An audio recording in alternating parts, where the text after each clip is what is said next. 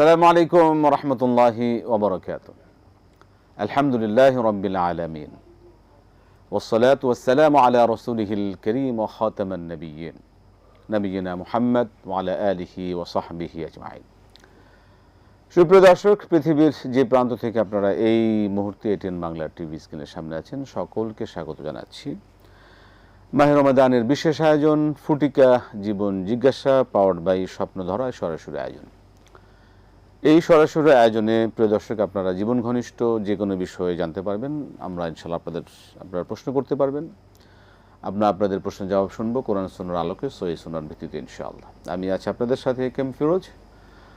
আমাদের আমন্ত্রণে আজকে আমাদের সাথে উপস্থিত আছেন আপনাদের মূল্যবান প্রশ্নের জবাব দেওয়ার জন্য শেখুল আল্লাম শেখ ডক্টর মুহাদ্দিস মাহমুদুল হাসান হাফিজাহুল্লাহ। আসসালামু আলাইকুম ওয়া রাহমাতুল্লাহি। ওয়া আলাইকুম আসসালাম ওয়া রাহমাতুল্লাহি ওয়া বারাকাতুহু। আহলান সালাম শেখ, বারাকাল্লাহু ফিকুম। আপনাকে স্বাগত আজকের এই দর্শকদের শুকরান জাযাকুমুল্লাহ খাইর। আহসান, হায়াকাল্লাহ। মাশাআল্লাহ, আমরা আপনার কাছে আসছি দর্শকদের সরাসরি বিষয়গুলো জানার জন্য। প্রিয় দর্শক, একটা বিষয় অবশ্যই আপনারা আমাদেরকে সহযোগিতা করবেন। যারা এই আয়োজনে যুক্ত হচ্ছেন, কথা বলবেন, অবশ্যই আপনি যখন কথা বলবেন, আপনি যে টেলিভিশন দেখছেন, টেলিভিশনের ভলিউমটা কমিয়ে কথা বলুন, এটি অনুরোধ। মোহতারাম, তাহলে আমরা ইনশাআল্লাহ প্রশ্ন নিতে পারি, ইনশাআল্লাহ শুরু করতে পারি। বিসমিল্লাহ। জি দর্শক কে আছেন, বলুন কি প্রশ্ন। আসসালামু আলাইকুম। আসসালামু আলাইকুম। ওয়ালাইকুম আসসালাম ওয়া রাহমাতুল্লাহি ওয়া বারাকাতুহু। জি জি বলুন কি প্রশ্ন। আসসালামু আলাইকুম।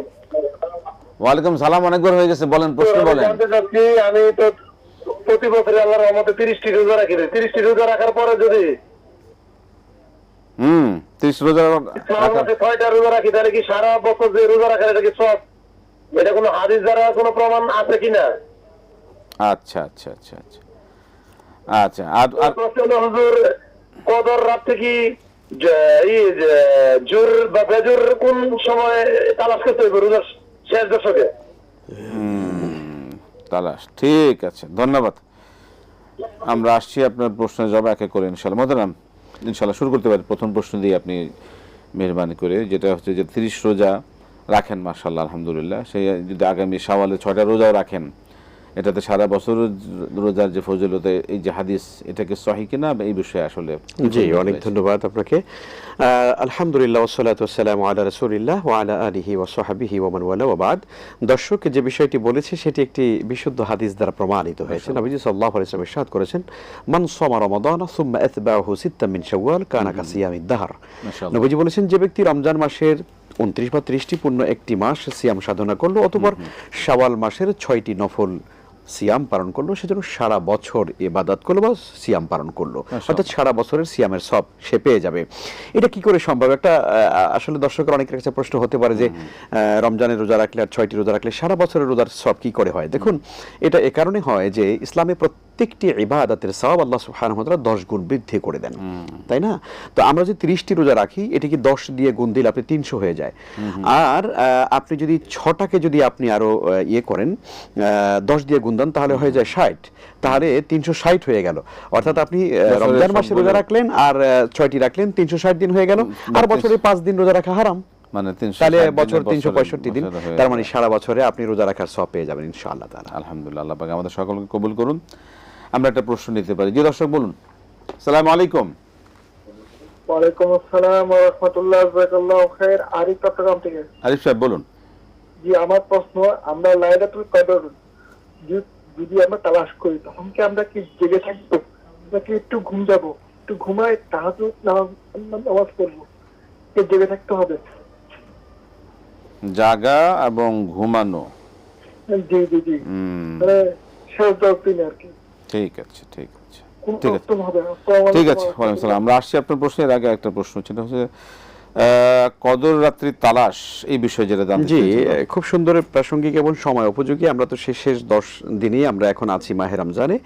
নবীজি সাল্লাল্লাহু আলাইহি ওয়াসাল্লাম লাইলাতুল কদর তালাশ করবার জন্য তিনি যে বিখ্যাত হাদিস আমাদের সামনে এসেছে, নবীজি আলাইহিস সালাম বলেছেন, তাহাররাউ লাইলাতুল কদর ফিল ভিতর মিনাল আশরিল আওয়াখিরি মিন রমাদান। তোমরা রমাদান আল মুবারকের বেজোর রাতগুলোতেই তোমরা লাইলাতুল কদরকে তালাশ করো, এবং এই 10 দিনেই কিন্তু লাইলাতুল কদর রয়েছে।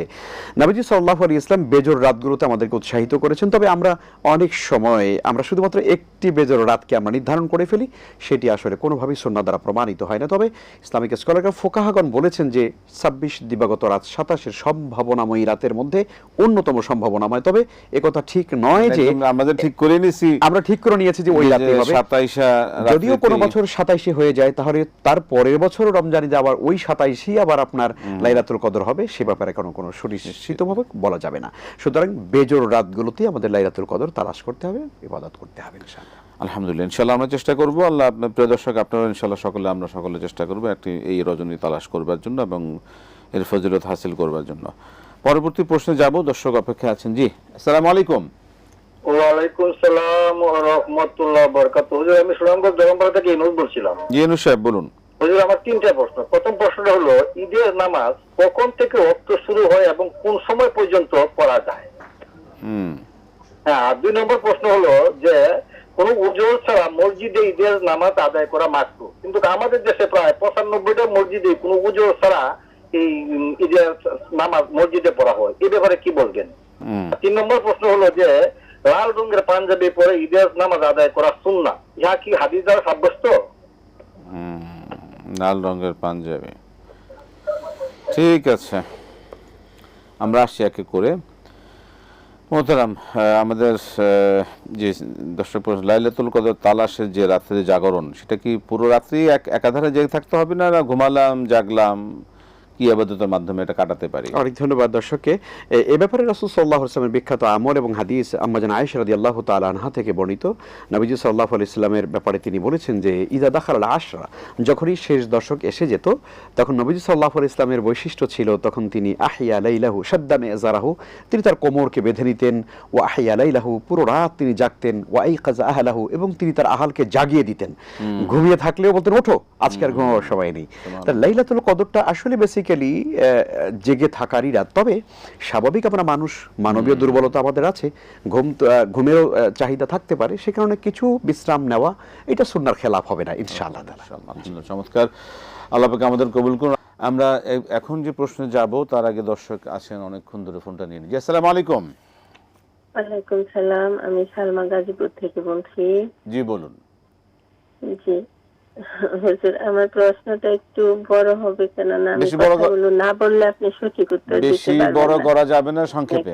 জি হ্যাঁ, জি, আমার আমার স্বামীর বিষয় আর কি, যে উনি মানে আমাদের বিয়ের বয়স অনেক বেশি, 30 বছর হয়ে গেছে, আমার মেয়ে বিয়ে দিছি, কিন্তু তারপরে উনি সেই যুবক কাল থেকেই সব সময় কখন সারাক্ষণই কোনো না কোনো মেয়ে তার জীবনে ছিল, আমি ছাড়া।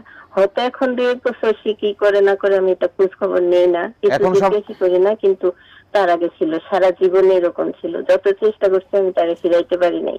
এখন সমস্যা কি? এখন সমস্যাটা হলো, এটা তো একটা সমস্যা, আমাদের দিকে খেয়াল করে না, কোনো প্রয়োজন যদি বলা যায় তাহলে সে কোনো প্রয়োজনের কথা শুনবে না, সে যেটুক টাকা আমাদেরকে দিবে সেটুকের মধ্যে আমাদের চলতে হবে।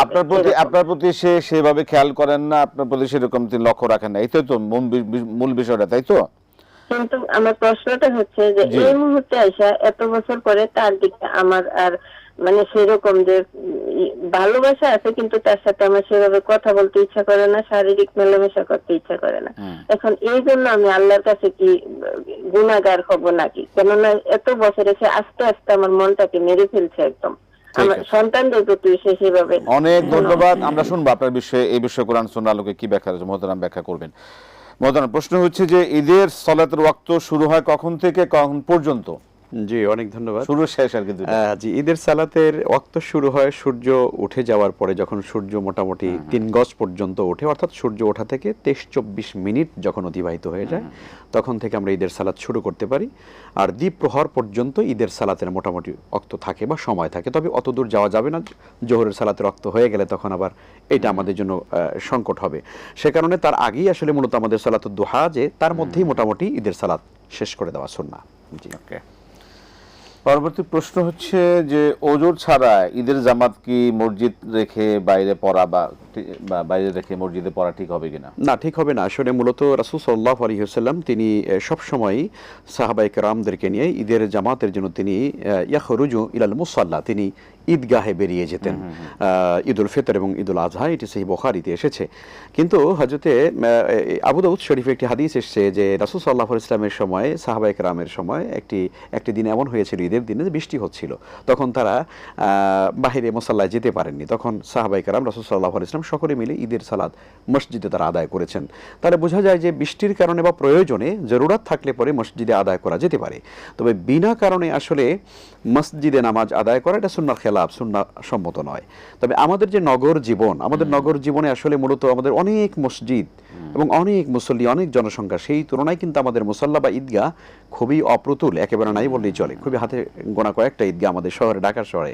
তো ফলে এখানে বাধ্য হয়ে আসলে আমরা যদি মসজিদে যদি ঈদের সালাত আদায় করি, ইনশাআল্লাহ তাআলা সেটা জরুরাতান আদায় হয়ে যাবে ইনশাআল্লাহ। আহসান। একটা প্রশ্ন নিয়ে আমরা, জি আসসালামু আলাইকুম। ওয়ালাইকুম আসসালাম, আমি রাজশাহী থেকে বলছি, সাইদুল।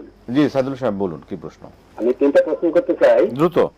1 নম্বর প্রশ্ন হচ্ছে দাবা খেলা ইসলামে কি দাবা খেলা যাবে? দাবা খেলা জায়েজ আছে কিনা? হ্যাঁ। দ্বিতীয় প্রশ্ন। 2 নম্বর প্রশ্ন, রোজা থেকে ফিতরা আদায় যদি না করা হয় তাতে কি রোজার কোনো ক্ষতি হয়? ফিতরা না আদায়, ঠিক আছে। 3 নম্বর প্রশ্ন, হাত দিয়ে কাউকে সালাম করা ইসলামে কতখানি? পায়ে হাত সালাম, ঠিক। এটা পদমুচি করা, হ্যাঁ, এটা কি ঠিক আছে কিনা, এটা জায়েজ কিনা? ঠিক আছে, ধন্যবাদ। আমরা আসছি এক এক করে অনেক প্রশ্ন। লাল রঙের পাঞ্জাবি পরার ক্ষেত্রে ইসলামী শরীয়তের কি বিধান আছে? সেই বুখারীতে এসেছে, হাদিসে, বিশুদ্ধ হাদিসগুলোতে এসেছে, ঈদের দিনে সামর্থ্য অনুযায়ী মানুষ সুন্দর পোশাক পরবে, তার সামর্থ্যের মধ্যে যা আছে।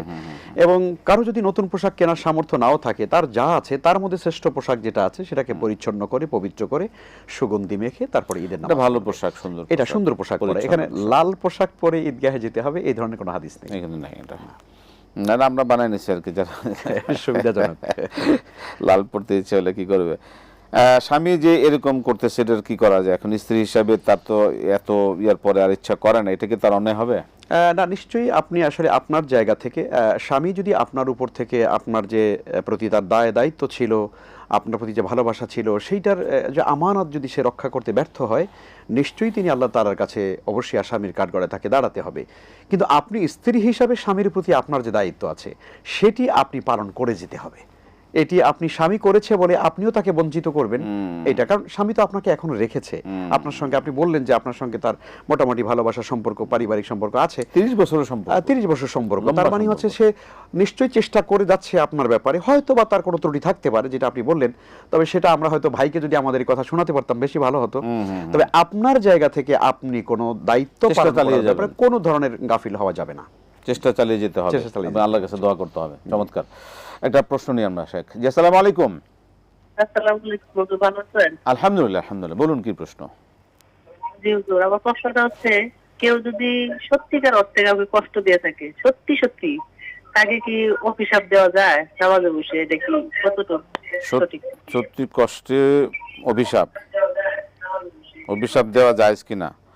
অভিশাপ দেওয়া জায়েজ আছে কিনা সেটা আগে জানতে হবে, সত্যি হোক আর মিথ্যা হোক।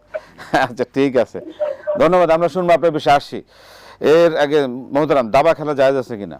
না, আসলে মুসলমানদের একটি বড় সৌন্দর্য হলো, বা ইসলামের একটি পরম সৌন্দর্য হলো, মিন হুসনি ইসলামিল মারই তারকুহু মা লা ইয়ানিহি। ওকে, ইসলামের পরম আমরা একটু অনুরোধ আমাকে, মানে ব্রেকের জন্য খুব জোরে যে আমরা ইনশাআল্লাহ এই বিষয়ে আমরা শুনবো দাবার জায়েজ আছে কিনা। জি মোহতারাম, মেহরবানি করে জবাব দিবেন। সেটা হচ্ছে যে দাবা খেলা বিষয়ে বলছিলেন। জি, আসলে আল্লাহ সুবহানাহু ওয়া তাআলার পক্ষ থেকে আমাদের জন্য সর্বশ্রেষ্ঠ নিয়ামত হলো হায়াত বা জীবন। অতএব এই মহামূল্যবান জীবনটাকে আমরা এমন কোনো কাজের মধ্য দিয়ে অতিবাহিত করা উচিত না যার মধ্যে আমাদের জন্য আসলে আখেরাতে দুনিয়াতে কোনো কল্যাণ নেই।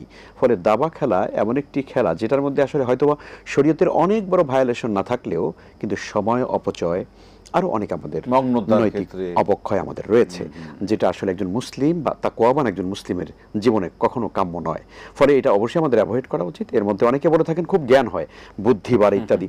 আসলে বুদ্ধি বাড়ে যদি দাবা খেলার মধ্যে যদি এত বুদ্ধি আর জ্ঞান হয়, তাহলে আল্লাহ সুবহানাহু ওয়া তাআলা কেন আমাদেরকে কোরআনে কারীম দিয়েছেন? কোরআন পড়ুন, কোরআন বোঝার চেষ্টা করুন, দেখবেন যে আপনার কিভাবে পরিমাণ প্রজ্ঞা মেধা আল্লাহ তাআলা বাড়িয়ে দেন।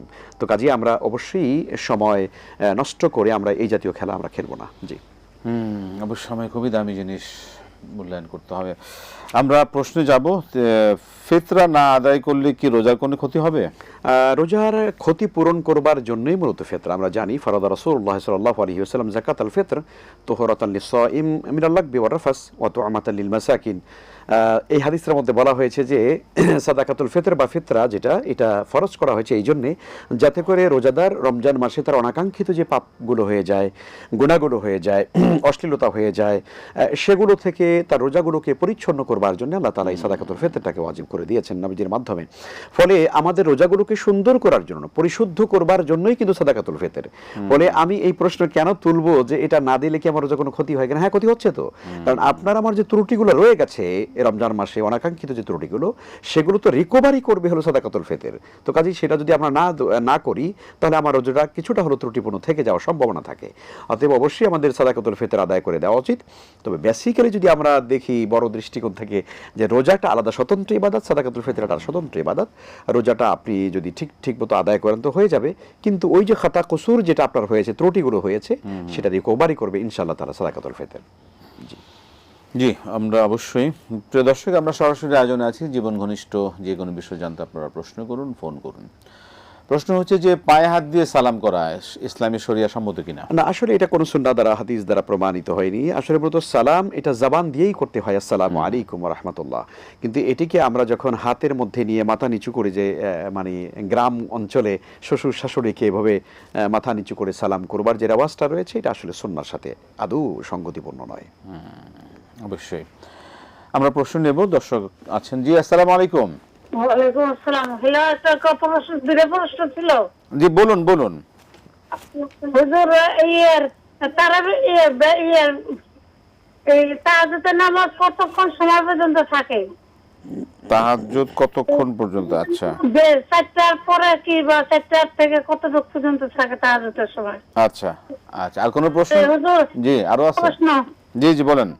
আরেকটা প্রশ্ন, যে হুজুর একটা এমনি কোনো ঝগড়া না বাজে এমনি কোনো কথা আছে এমনি যে আমি কোরআন শরীফ শেয়ার করলাম, এই কাজটা আর করবো না, একটা জিনিস চাইলে টাকা পয়সা আর দিব না, এরকম কোনো কিছু হইলে কি করা যায়?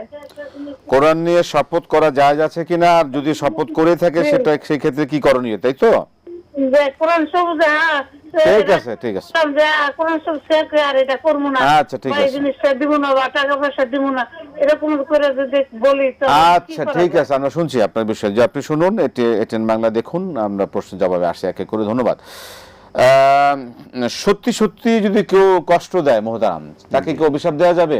না, অভিশাপ দেওয়া যাবে না। আপনি আল্লাহর জন্য ক্ষমা করে দিবেন এই আশায় যে সে আমাকে কষ্ট দিয়েছে, কিন্তু আমি আল্লাহর জন্য ক্ষমা করে দিলাম। কারণ কোরআন কারীমের মধ্যে রাসূল সাল্লাল্লাহু আলাইহি ওয়াসাল্লামকে আল্লাহ তাআলা এই নসিহতটা আল্লাহ তাআলা নিজে করেছেন, ফাবিমা রাহমাতিন মিনাল্লাহি লিনতা লাহুম ওয়া লাউ কুনতা ফাযযান গালিযাল কলবি লানফাদ্দু মিন হাওলিক ফাআফু আনহুম ওয়াস্তাগফির লাহুম ওয়া শাবিরহুম ফিল আমর ফাইদা আযামতা ফাতাওয়াক্কাল আল্লাহ। এখানে এই আয়াতের মধ্যে আল্লাহ তাআলা তার রাসূলকে বলেছেন আপনি ক্ষমা করে দিন, ওয়াফাফু আনহুম, ক্ষমা করে দিন, ওয়াস্তাগফির লাহুম, এবং তারা যে ভুল ত্রুটি করে সেই জন্য আপনি আল্লাহর কাছে ক্ষমা চান।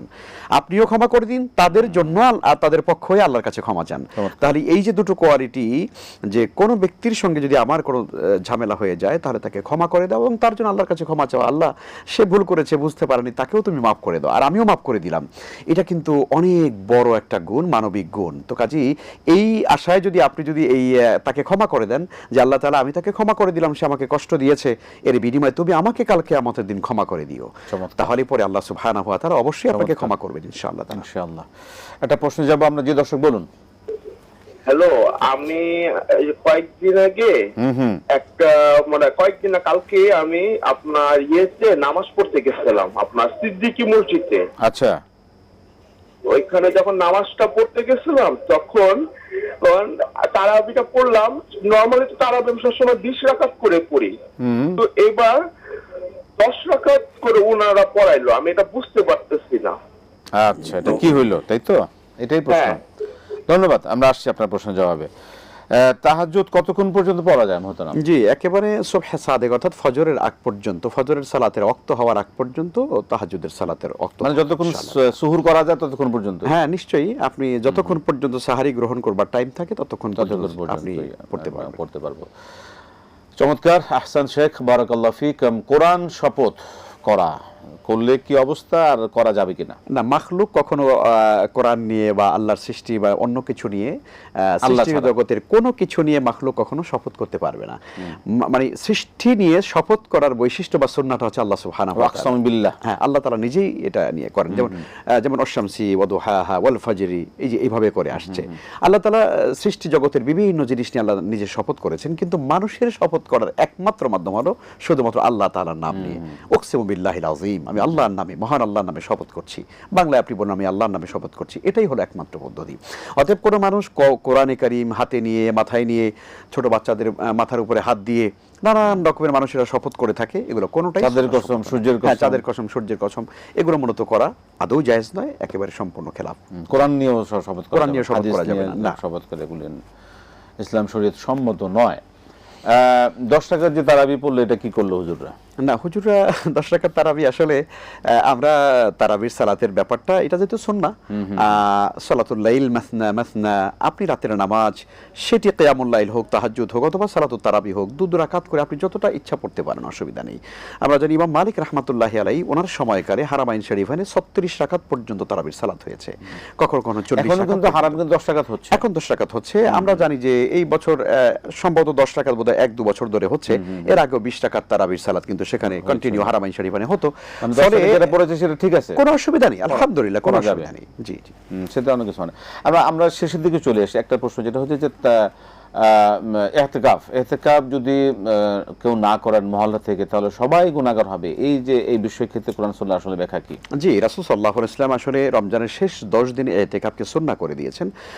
আমরা জানি আয়েশা রাদিয়াল্লাহু তাআলা আনহা থেকে হাদিসটি বর্ণিত এসেছে যে আমরা এই 10 দিন নবীজি সাল্লাল্লাহু আলাইহি ওয়াসাল্লাম ইহতিকাফ করেছেন।